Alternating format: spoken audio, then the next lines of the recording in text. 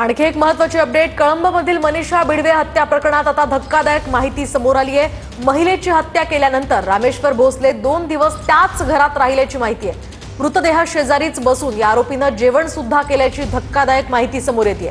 हत्या प्रकरणातील दोन्ही आरोपींना सध्या अटक करण्यात आली आहे। यामध्ये उस्मान गुलाब सय्यद आणि रामेश्वर उर्फ राण्या भोसलेला अटक झाली आहे। तर हाच तो राण्या भोसले जो 2 दिवस मृतदेहा शेजारी राहिला।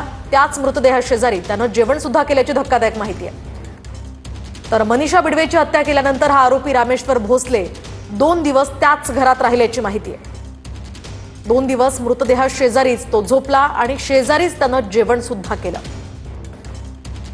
तिसऱ्या दिवशी मृतदेहाचा वास येऊ लागल्यानंतर तो महिलेची गाडी घेऊन बाहेर पडला। त्यानंतर रामेश्वर भोसलेनं आपल्या केजमधल्या मित्राला बोलावून हा मृतदेह दाखवला।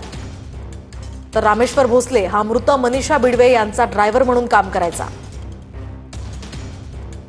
आक्षेपार्ह व्हिडिओ आणि फोटो काढून ही महिला आरोपीला टॉर्चर करत होती अशी माहिती आता पोलिसांनी दिली आहे। 22 मार्चला महिलेची हत्या झाली आणि त्याआधी या महिलेनं आरोपीला उठाबशा सुद्धा काढायला लावल्या होत्या अशी माहिती समोर येते।